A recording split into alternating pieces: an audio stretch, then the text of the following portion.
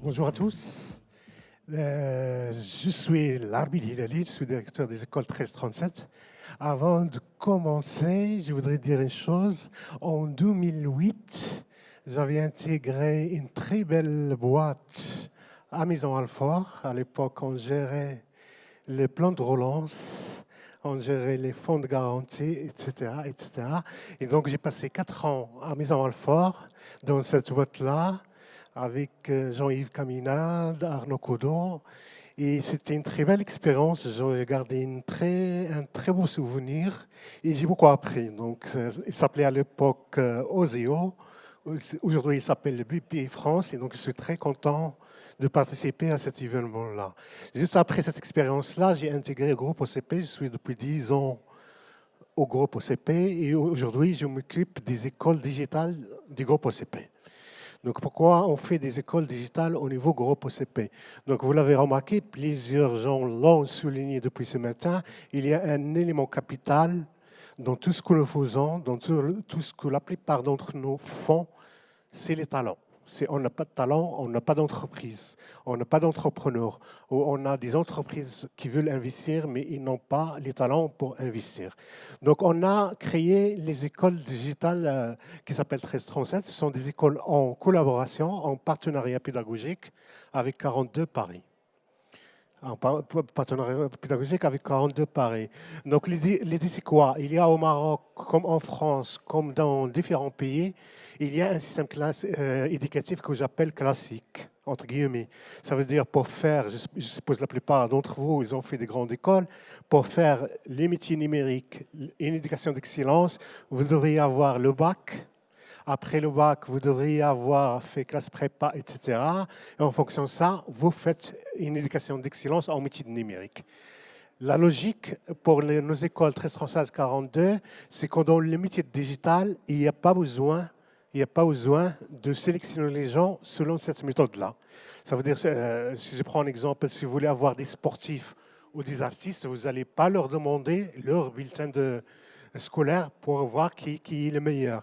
Et donc, ces écoles-là, elles sont basées sur un système particulier de sélection. Ça veut dire on prend des jeunes, on ne leur demande rien sur leur passé, le passé scolaire, etc. Et ils vont passer l'examen d'entrer dans une école le plus long au monde, qu'on appelle PC, c'est un examen d'un mois. Ils vont rester un mois, et en fonction de la progression de ce mois-là, on décide de les retenir ou de ne pas les retenir.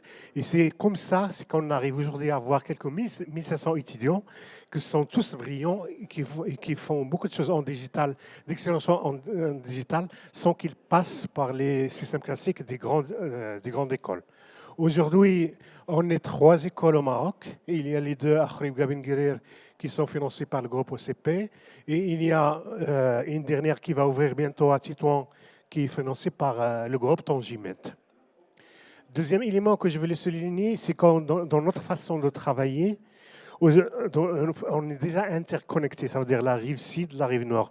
Nos staffs, le staff des écoles ici au Maroc et le staff des écoles en France ou ailleurs dans le monde, ils travaillent ensemble sur les innovations pédagogiques, sur les évolutions pédagogiques, etc.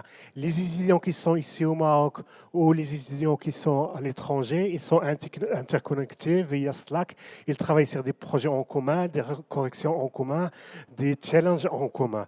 Donc, même s'il y a une distance, on est déjà presque un même réseau, un même groupe des écoles.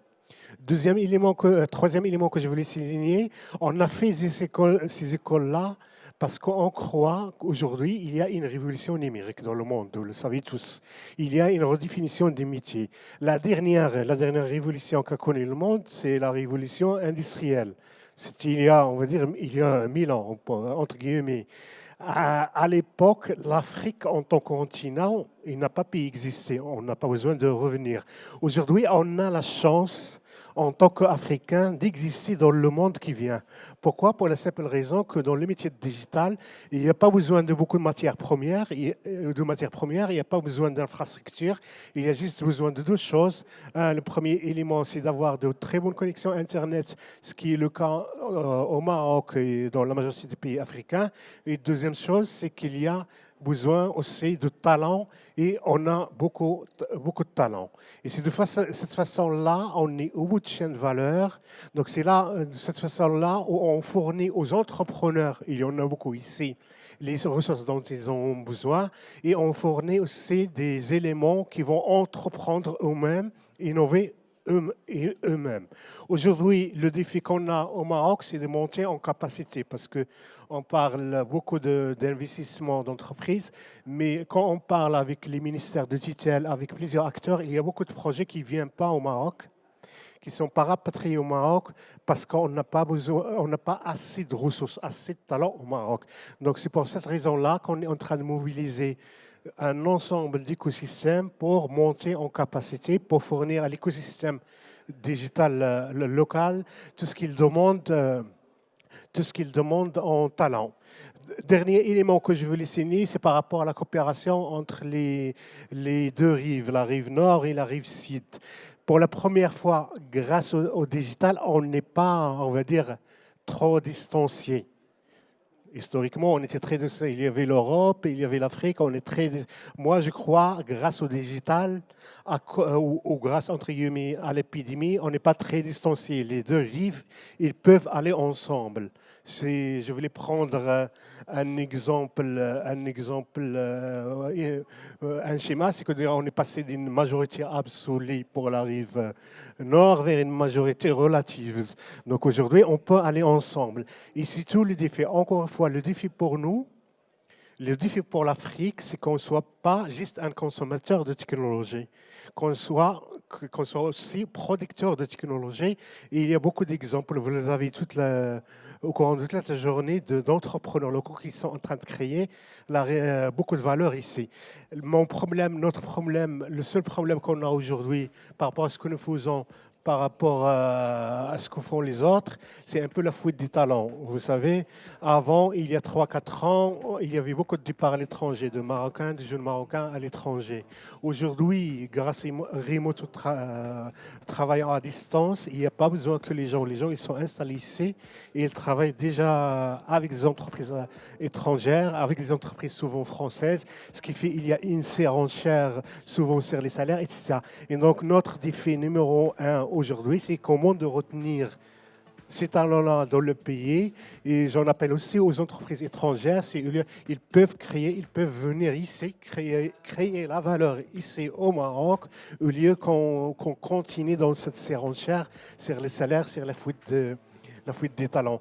Donc voilà, ce sont les 2 ou 3 éléments que je voulais partager avec vous. Merci.